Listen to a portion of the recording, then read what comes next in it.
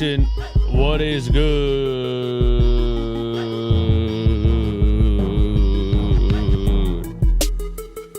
What is good? What is good? What is good, man? Thanks for coming through once again. It is Thursday, April 24th, 2025. And we got some things to talk about in the NBA world. My playoff bracket is looking better by the day. Patience is a virtue. What's up, man? 55 people in here. Hit the like button for me one time. That helps push this through the YouTube algorithm and gets more and more eyes on the channel. Drop something in the chat, man. Where are you watching from? What you doing today? You at work? You at school? You at home? What country are you in? What state are you in? And give me your takes. Let's do 5 takes in the chat before I get to the things that I want to say, man. Let's do that. Let's do that. Anzac Day here today. I don't know what that means. You're living in the past. I also don't know what that means. We need to apologize to Ben Simmons. That's how we're going to start this out? What do we need to apologize for Ben Simmons for? He's about to be out of the league in a couple days. When the Clippers lose in the first round, Ben Simmons will never play another NBA game. That's probably not true because he's 6'11", 250 and has still has an elite athletic ability. So teams will always believe in him, or teams will always try to give him a chance, especially on a minimum. So he's still going to continue to make more money than I'll ever make in my lifetime for a couple more years. But I would say when Ben hits about 31 years old or 32 years old, you probably won't see him in the NBA anymore. And he might quit playing just because he doesn't want to play anymore, because he never really seemed like he enjoyed the game of basketball. Jaylen will repeat as finals MVP. Jaylen Brown will repeat as finals MVP. Yeah, he had a good game last night. Celtics up 2-0 on the Magic. It was actually kind of close at times. They did play without Jason Tatum, but they played without Jason Tatum in game 1. I mean, he was on the floor, but they basically played without him. And Jaylen Brown stepped up last night. So, yeah, that is why the Boston Celtics are as dangerous as they are, because there's just so many guys on the roster that can give you a 30-piece. Sixers are playing a preseason game in Abu Dhabi. Okay, let me tell you the percentage of care for that topic that is inside of my soul right now. If there was a number less than 0, Sixers are playing a preseason game in Abu Dhabi.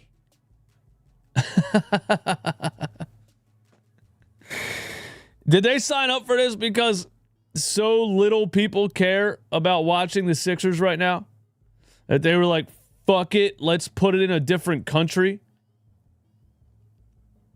Yeah. I don't know about that one. As a Nuggets fan, I'm nervous as hell. If Kawhi Leonard stays healthy, Kawhi Leonard is going to take the Clippers to the NBA Finals. I hate that I'm saying that. Not that I hate Kawhi Leonard, but with Ben Simmons and James Harden being on that team. But the West, I still think the West is up in the air. Yeah, I know that the OKC Thunder are putting the absolute smackdown on the Memphis Grizzlies, but that doesn't paint the whole picture of the entire Western Conference. I think that if Kawhi Leonard stays healthy, the Clippers can't compete with any of those teams in the Western Conference. And it sucks, but I would probably, if they get past the Nuggets, I might be taking the Clippers to win the West. The Rockets might take out the Warriors with just their depth and athleticism and defense. The Lakers and Timberwolves, I don't know who's going to win that series, but I don't think either of those teams are a finals favorite. We'll find out more in Game 3 with the Lakers Timberwolves because, I thought they were terrible in Game 1 and their defensive issues showed, and then they turned that around in Game 2. If there's one coach that I believe in to take that Lakers team to the finals, it is JJ Redick. I love his energy. I love his chip on his shoulder as a new head coach, and I love just the fact that he doesn't sugarcoat anything, and he knows I can't be buddy with these guys or they're going to walk all over me and we're not going to be disciplined enough and we're going to get beat.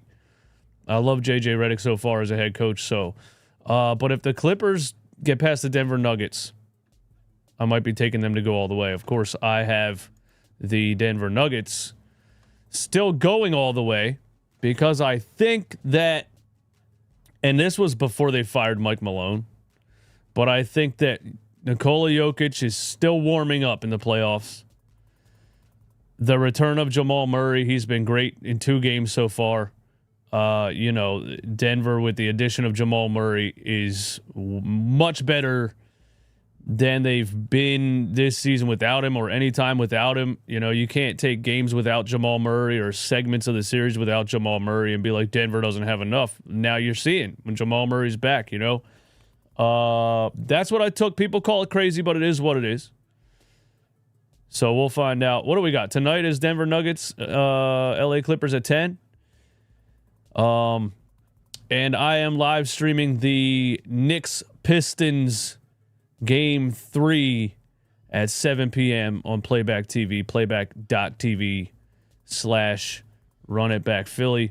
I want to talk about a couple things from last night. I'm still alive, by the way. Oh, yeah, I took a bet on DraftKings for every first-round series. To get every first-round series right, I put up $20. It pays out $1,000. I'm going to get the Thunder series right. I took Denver over the Clippers. We're 1-1 there. I took the Lakers over the T-Wolves. We're 1-1 there. I took the Rockets over the Warriors. It was looking real bad Game 1. Game 2 was a different story. We're 1-1 there.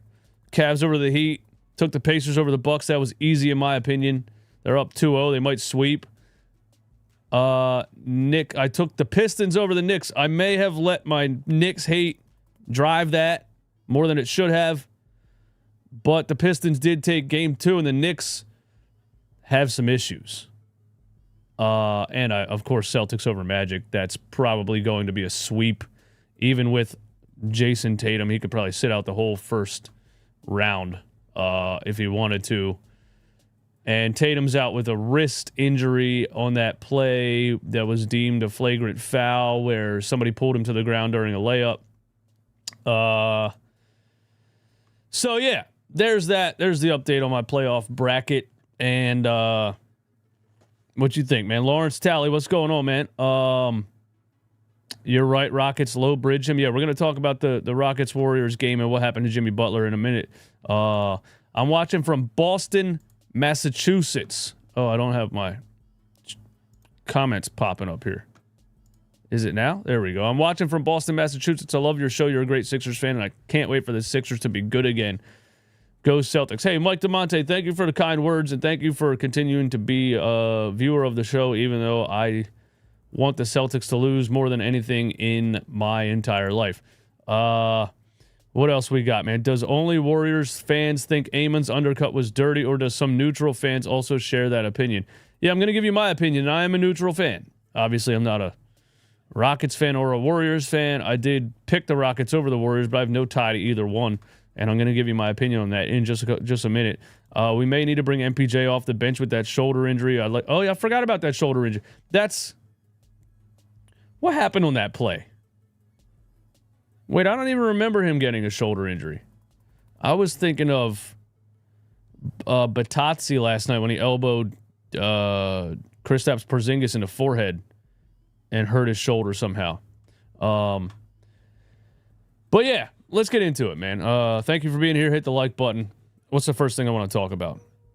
The NBA, this Rockets-Warriors series, man, a fight's about to break out in this Rockets Warriors series. A full on, if you've watched these first two games, a full on brawl is about to happen if the NBA doesn't get this under control. There's number one, there's a Draymond Green problem. And we knew this was going to happen in this series because you got Dillon Brooks, you got Amen Thompson, you got a lot of physical players that try. The Warriors or the Rockets' strategy here is to play tough defense, run Steph Curry off the 3-point line, play physical. But you got a guy in Draymond Green who's not very good at handling other players playing physical. When you get physical with Draymond Green, he gets angry. Draymond Green has what we call anger management issues. And he can't contain himself. He can't contain his emotions, and he gets angry and does dumb things like kicks his legs or elbows people or starts kind of throwing fists at people.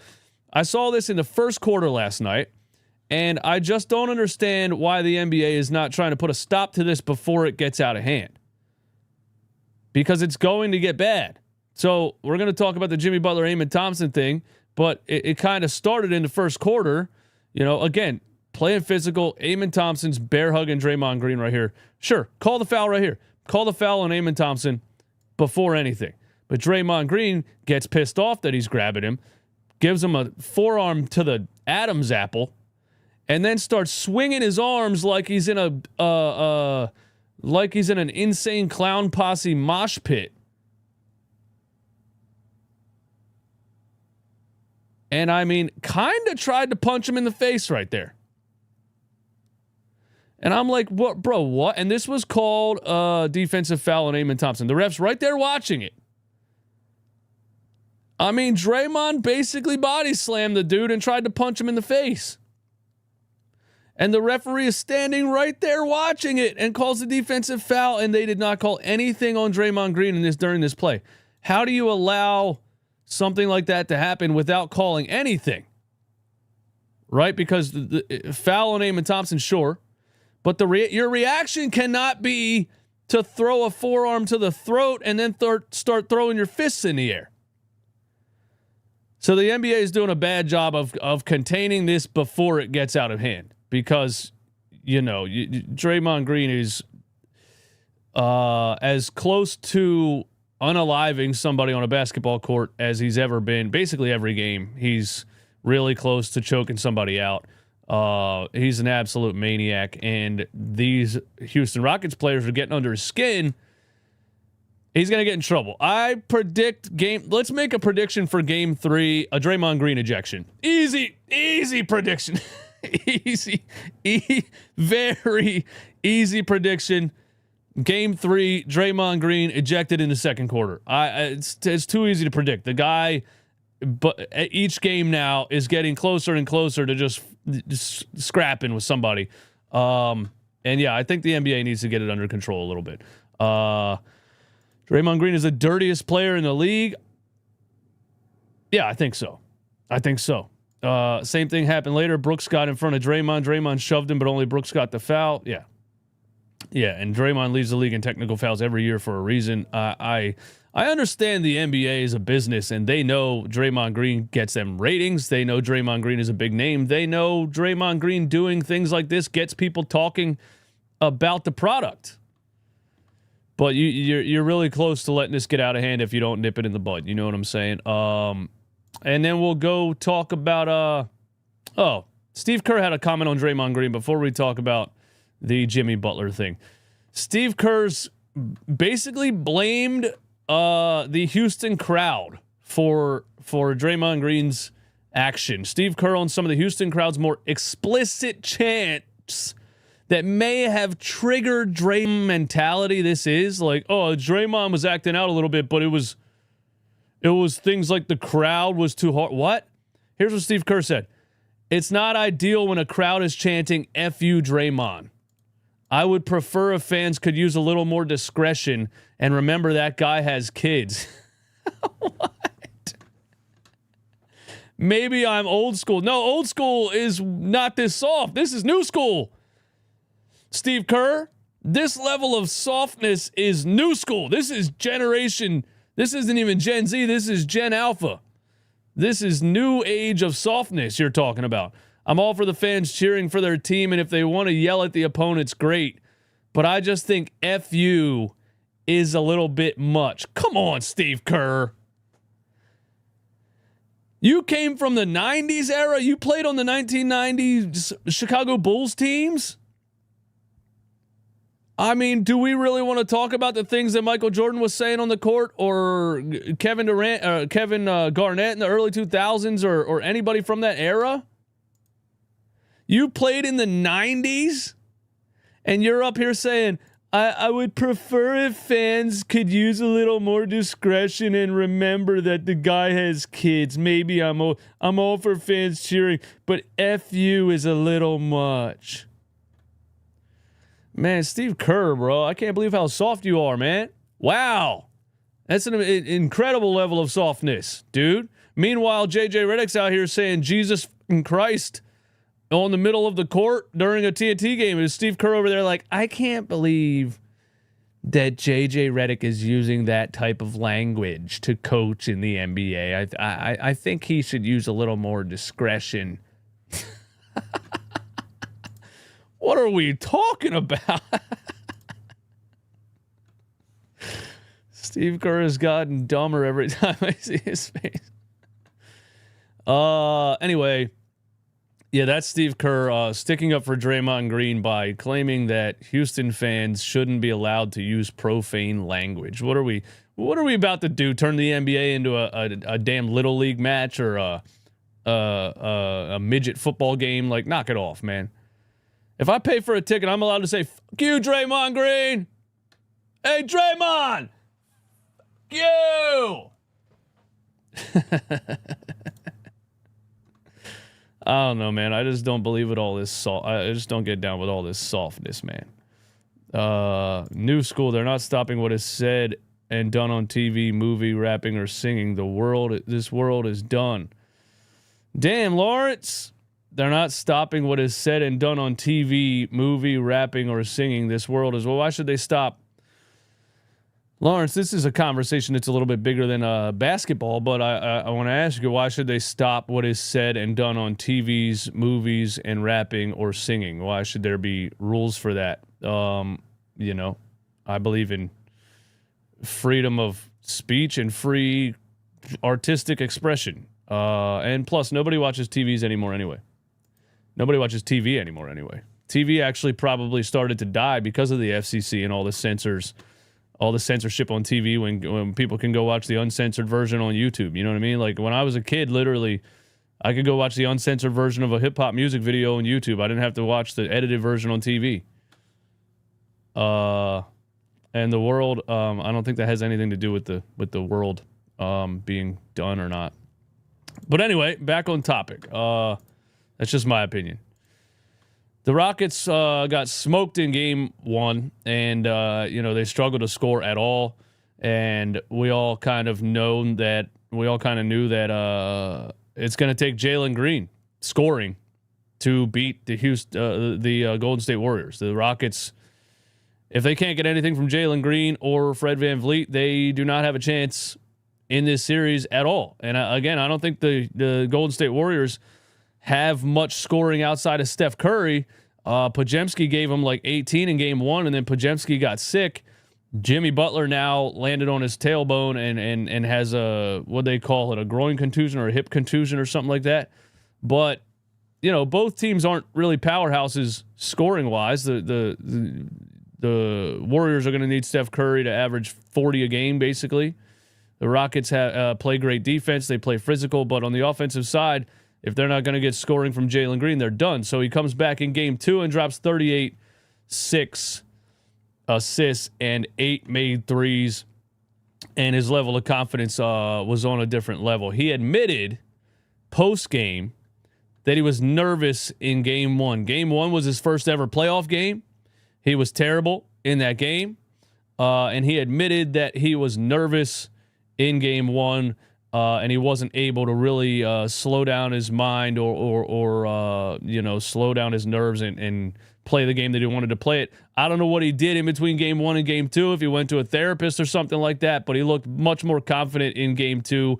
controlling the game, getting downhill. He was driving and dishing. First quarter, a couple baseline dishes to Amen Thompson, and then Tari Eason in the corner for 3. He was really controlling the game. That's how he ends up with 6 assists. But then his shot starts to fall, and he gives you 38. So if Jalen Green can continue to play like this, I don't expect him to average 38. But if he can continue to give you, 20 to 25, I think the Houston Rockets have a really good chance in this series. And we'll see if Jimmy Butler comes back anytime soon, because that's obviously going to have a lot to do with it too. If the Warriors lost Jimmy Butler for a significant amount of time, they might be done. What happened to Butler cannot be justified, but Warriors fans who didn't criticize Draymond for all his dirty plays need to keep quiet. Rob R., what's up, man? Thank you for the super chat. Yeah, I don't think 2 wrongs make a right, man. I like Knicks fans do the same thing when I say Jalen Brunson's a flopper. They say, oh, how can you say that when Joel Embiid's on your basketball team? Because I'm looking at Jalen Brunson and I'm giving my opinion on him flopping in NBA games. I'm not talking about Joel Embiid. You know what I'm saying?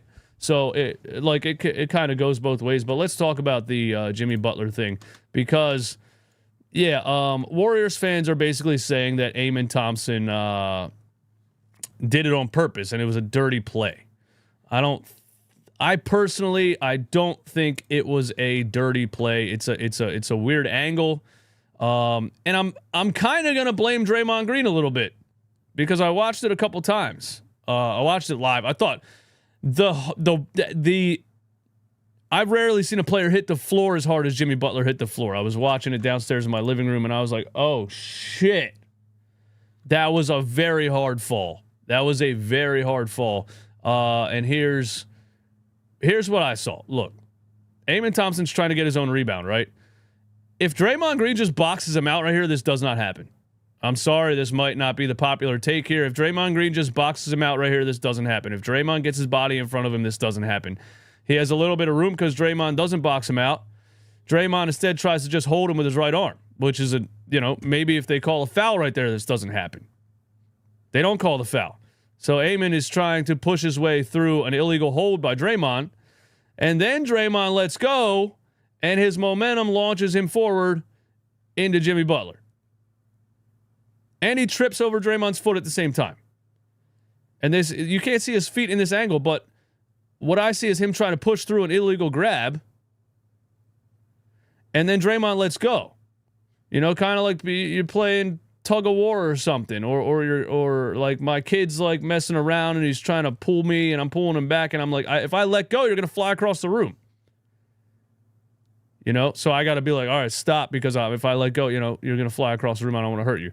It just looks like he's trying to push through Draymond Green holding him, and then he lets go, and he flies into Jimmy's legs. He does.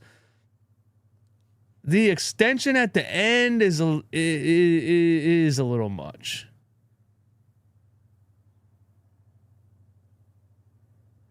But you could slow anything down and say, like, right here, he should have stepped around or something. But it happened so fast, it's easy to say that in super slow motion. You know what I mean? So I can't definitively say that it was a dirty play. But a really hard fall for Jimmy Butler. I mean, bro, that is not good. And there's a Jimmy Butler update right here from Brett Siegel. Jimmy Butler's flying back to San Francisco tonight to undergo an MRI tomorrow. Kerr said that Butler says he is fine. So Jimmy said that he's fine. He tried to continue playing. I think he shot the free throws, but he was really limping. And man, if I landed that hard, I'd be out for a year. If Paul George landed that hard, he'd probably retire. If Ben Simmons landed that hard, he'd be done playing basketball for the rest of his life. So shout out to Jimmy Butler and Jimmy Butler's the kind of guy that he wants to win more than anything. He's coming back. Even if he's in extreme, Jimmy Butler's coming back. Even if he's in extreme pain, like if he doesn't have any structural damage or some kind of hip, fractured hip or whatever, he's coming back. They're going to have to, the doctors are going to have to, ban him from the arena, lock him out, and throw away the key. to not let him in there. He's coming back. Early word on Butler this morning is that the Warriors don't feel like this is anything worse than what Steph dealt with a few weeks back. If their next game was on Friday, Jimmy would be iffy, but the extra day of rest is going to pay off. MRI results to come in the afternoon, so there's supposed to be MRI results today in the afternoon. I guess we'll see if there's any update on that since I've been live here. I don't think there is yet. Jimmy Butler MRI, maybe we could type in. What in general medical staff can look at for an MRI: hairline fractures that may not appear on the X-ray, quantifying the degree amount of inflammation in the bone that can cause it to be weaker, examining the degree of soft tissue injury, looking for any nerve damage in the lower part of the spine. Okay. But yeah, we don't really have an update yet. But I personally, I don't think I can say it was a dirty play. I don't think Eamon Thompson was like, oh, Jimmy Butler's in the air, let me go shove his legs out from under him. It looked like he was trying to fight through Draymond's hold, and that's what I saw. You guys let me know what you think in the comments, in the chat. Do you think the Knicks are in trouble? 100%. Absolutely. Not a dirty play, but if Dre pushing and shoving everyone is the reason why the series is as physical as it is, he's asking for it. Yeah, I think the Rockets are being just as physical, but I think the Houston Rockets are controlling themselves a little bit better. Draymond Green, you can just tell he gets angry and just starts flailing his arms and acting like a 5-year-old. What else you guys got in the chat, man? Houston had Steven Adams, Şengün, Eason, Green, and Amon all on the floor together. That's a monster lineup. Wow. That is a monster lineup. Wow, that is a monster lineup. Good call. Good call, Vincent. Yeah, man. Again, if they can continue to get the offense from Jalen Green and maybe Fred VanVleet, to go along with Şengün, and maybe they can get it done. But defensively, man, they've built a defensive powerhouse team. It's why they're the second seed in the West. Yeah. And of course, I picked the Rockets over the Warriors. I don't want to win that because of injury, so it sucks. You know what I mean? I don't want the Rockets to win because Jimmy got hurt. I would love to see a competitive 7-game series, but we will see. But yeah, there's my opinion on the Jimmy Butler thing. Let's have some fun here.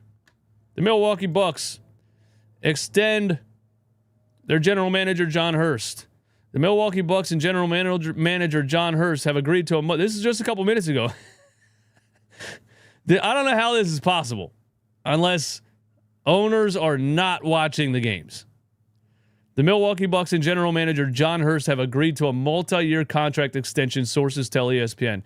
The Bucks and Hurst's agent Brian Elfis reached a new deal this week for the NBA championship executive and one-time exec of the year before his contract expired. I had a response to this on Twitter. This guy traded Drew Holiday for Damian Lillard, fired Mike Budenholzer 2 years after winning a ring, fired Adrian Griffin while they were the 2 seed in the East at 30-14, hired Doc Rivers, traded Chris Middleton for Kyle Kuzma. I forgot, signed Kevin Porter Jr., and they're about to get swept in the first round. And he got an extension.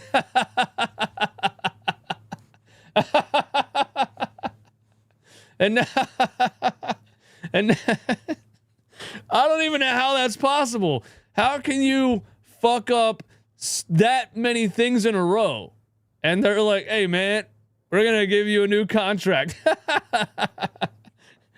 I thought this was a shams tweet that the Bucks fired their general manager. I have no idea how this is possible. It just has to be the fact that the people writing checks are not paying attention. And and now the general assumption in the NBA is that Giannis Antetokounmpo is about to request a trade. And this dude got an extent. I mean, he may have over the past couple of years absolutely imploded the Milwaukee Bucks move by move.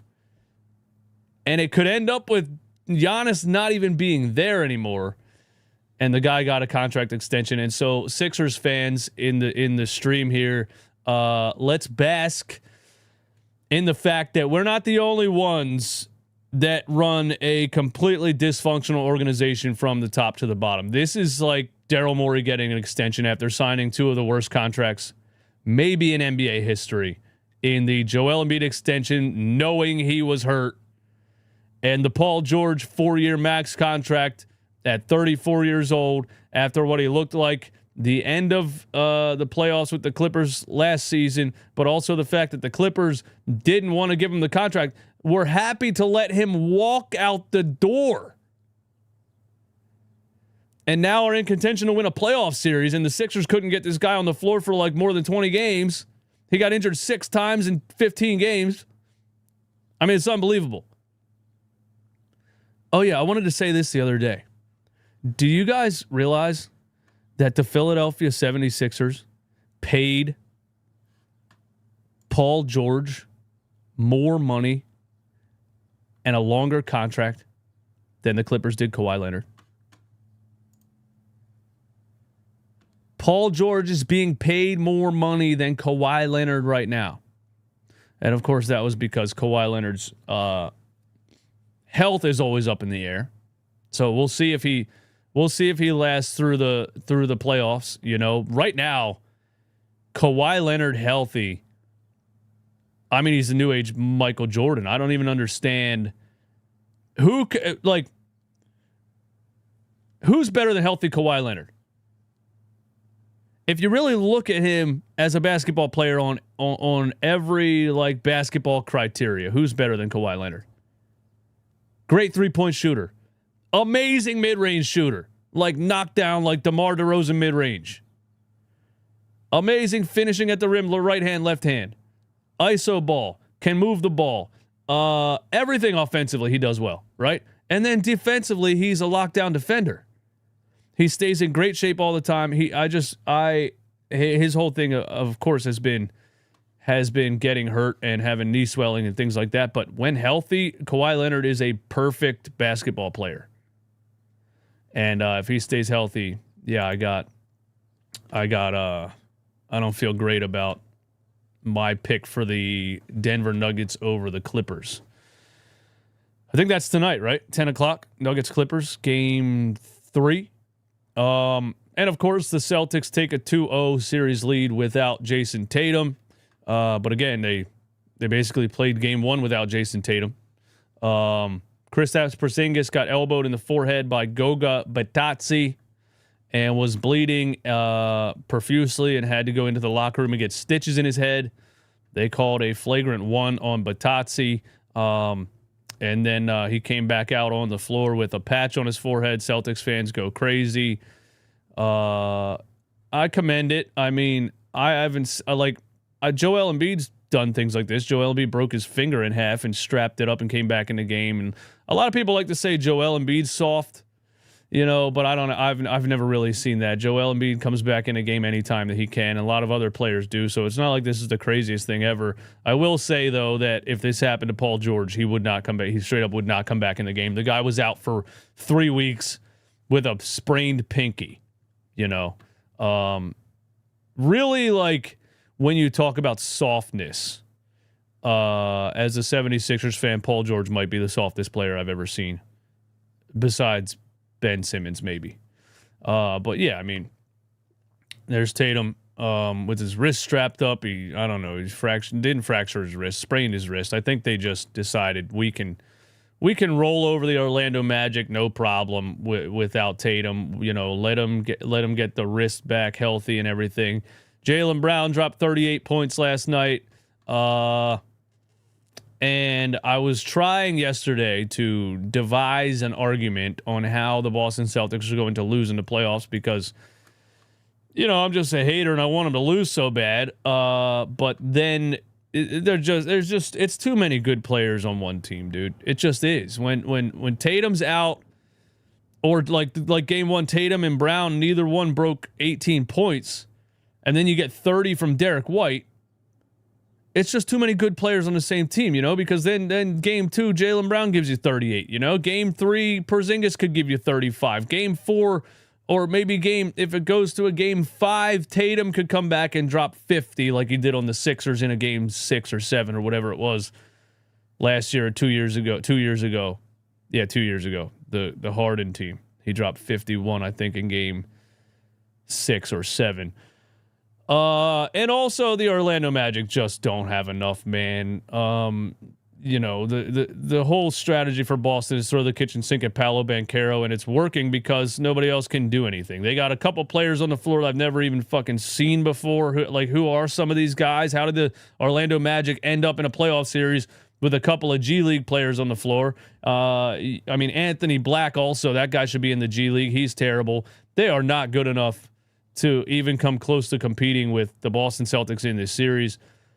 And if you watch it, there's times where they're guarding Paolo with Drew Holiday and Derek White. They're double teaming him with two of the best perimeter defenders in the entire league.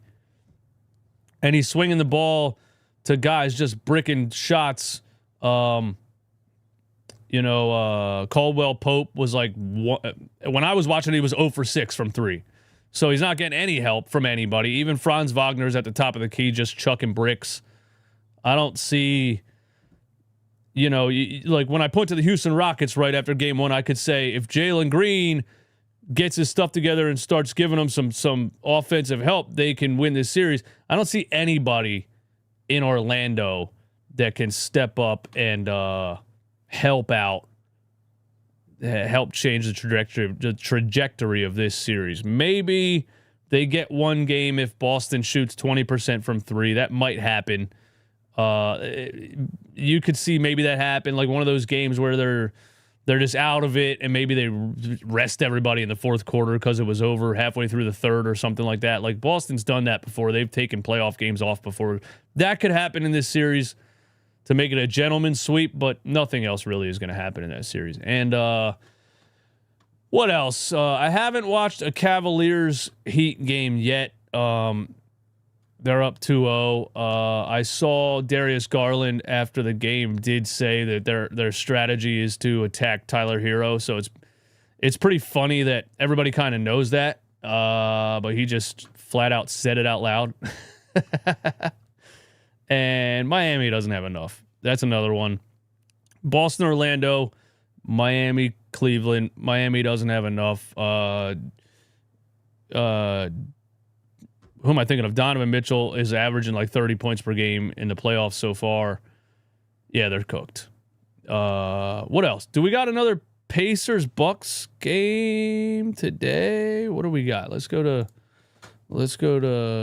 check out what games we got tonight and try to talk about it. Maybe we can come up with a way that the Detroit Pistons can take a series lead on the New York Knicks. What do you guys think, man?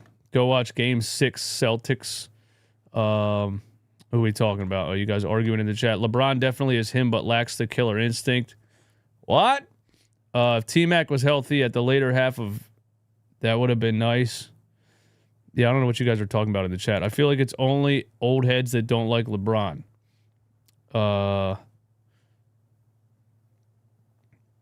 If LeBron's not in your top 3, we can't talk sports. There's somebody in the chat that doesn't think LeBron James is a top 3 player of all time. I think Detroit blows New York out tonight. Let's go. Yeah, Cade got some help in game 2, and Cade Cunningham is playing like an NBA superstar right now in the playoffs. When was game 1? Was that Monday? That was Monday. No, Monday was game 2.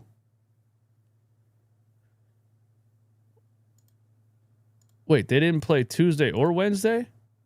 They had 2 nights off? Damn, bro. So game 1 was what? Saturday. Oh, yeah, it was. Let's look at game 1 versus game 2. Game 1, look, Cade Cunningham had 21 and 12 assists, 2019, 25 from Tobias Harris. Game 2, I think, is the one where Dennis Schroeder gave him a 20-piece off the bench, right? Yeah, I think so. And so tonight, we need that same thing to happen. I'm excited to watch Jalen Brunson continue to flop around like a fish and not get the calls from NBA officials, even though he's still got some of them at the end of last game that were absolutely ridiculous. But I think that the way that Jalen Brunson plays the game is not respected by the basketball gods. I do not think anybody can get to and win an NBA championship by trying to cheat the game. Has James Harden ever won an NBA championship? No. James Harden is maybe the inventor of Jalen Brunson's style of play. I don't believe anybody can cheat the game and win a championship. And I watched Jalen Brunson try to cheat the game. When you get to the point where you are just pump faking, diving forward, landing on the floor, and celebrating the fact, like this Jalen Brunson, first time, dude, I've never seen somebody celebrate a foul call. Jalen Brunson will pump fake, jump forward, get 3 free throws, and throw up 3 fingers like he made the shot. But he didn't do anything. I've never seen somebody celebrate drawing fouls. That's insane. And I don't respect it at all. And I don't think the basketball gods respect it. And I think because Jalen Brunson tries to cheat the game, the basketball gods will deliver this series victory to the Detroit Pistons. That's what I think. Give me some takes in the chat, man. I know you guys are still arguing about LeBron James for some random reason. What else? You guys got some takes in the chat besides arguing about LeBron James? Hopefully the Pistons got some confidence after that win. They're just young. If they got confidence, they can beat the Knicks squad. Facts. And I think the Knicks also have a softness issue, you know, and I don't think Karl Anthony Towns is tough enough to step up and be that second leader that the New York Knicks need in his playoff series. I don't know what the hell Mikal Bridges is doing.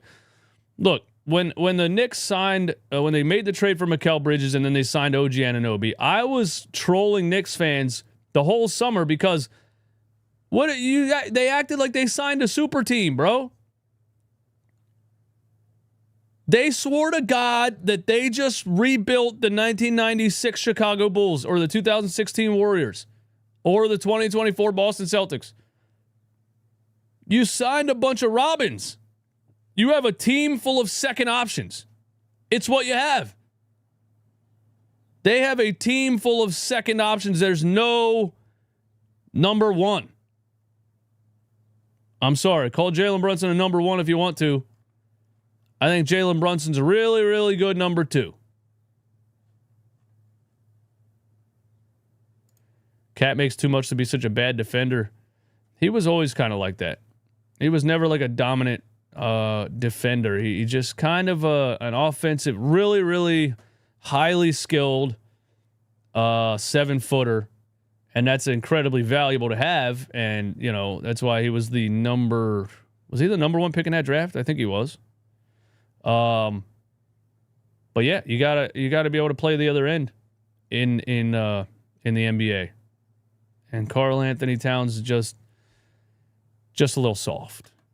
And Tibbs, man, if the Knicks lose, imagine they signed all of those guys and then they lose in the first round. Healthy too. Remember their excuse last year was oh, we had this injury and that injury and we weren't healthy. That was their excuse last year for losing in the second round to the Pacers, I think, or was that the Eastern Conference Finals?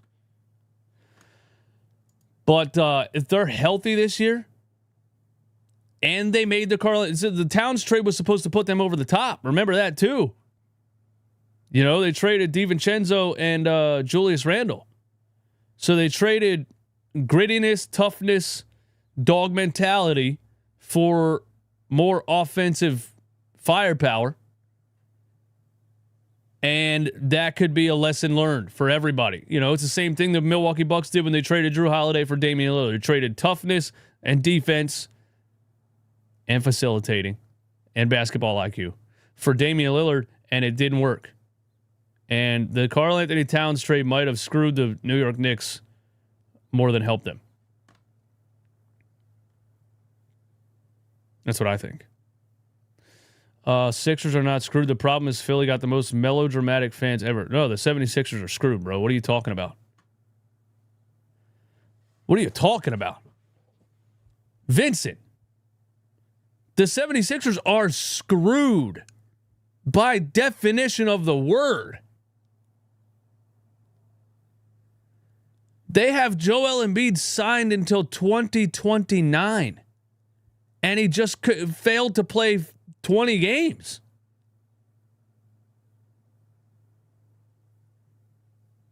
He has 4 years of max money after this upcoming season. They have Paul George signed until 2028. That dude's cooked. Max money for 3 more years. Please tell me how they're not screwed. And this whole like, oh, Philadelphia fans are just so dramatic. They're always angry. They haven't won for 40 years. And they went through the whole process, right? We're going to tank for draft picks. We're going to lose on purpose. Stick with us. Please keep coming to the arena. Stick with us. It's going to be worth it. It's going to be worth it. It's going to be worth it. We're going to build a super team. You know? And they absolutely failed miserably at doing that. So, of course, the fans are fucking pissed off, man. Why would you be happy? Give me a single reason Sixers fans should be happy. And then you see other teams like the Oklahoma City Thunder and the Houston Rockets and everybody else that rebuilt their team and turned them into a contending NBA team. And here's the Sixers with 2 old guys that can't stop getting hurt and some of the worst contracts in the NBA. And nobody else on the squad besides Maxime McCain and Quentin Grimes. But look at the role players on some of these other teams, man. They got size, athleticism, youth. There's no reason for 76ers fans to be happy. They are absolutely screwed. Yeah, that's all I got, man. Thank you guys for tuning in. Thank you for hanging out once again. Hit the like button for me one time. That would be greatly appreciated. We will be live on playback.tv/runitbackphilly. Come on through. I bring people on the stage. If you want to join, you don't have to use a camera or anything. You just, it's very simple. You use the playback app on your phone and you hit a button and you're on the show with your phone's microphone, just watching the game and reacting and chopping it up and having a good time with me. I welcome everybody to come in, and whoever wants to mic up and join me and talk to me while we watch the game and just talk shit about whatever you want to talk shit about, the Sixers, the game we're watching, whatever it is. Shane's been live on there. NZ for 3 comes live with me all the time. Gonna get a couple other people up there. DJ, damn, he was in here earlier, man. I forgot. DJ Sports Zone came up with me and NZ for 3 the other night for the Nuggets game. That was a lot of fun. So I urge you to come over to playback.tv/runitbackphilly and mic up with us, man. Let's get like 4, 5, 6 people on the stage just chopping it up, watching the Knicks versus Pistons. I would love to have a Knicks fan. If you're a Knicks fan watching this, come over and mic up, man. I would love to have a Knicks fan. If you're a Pistons fan watching this, come over and mic up. We're going to be live at 7 p.m. watching Knicks Pistons. Playback.tv/runitbackphilly. That's all I got. You guys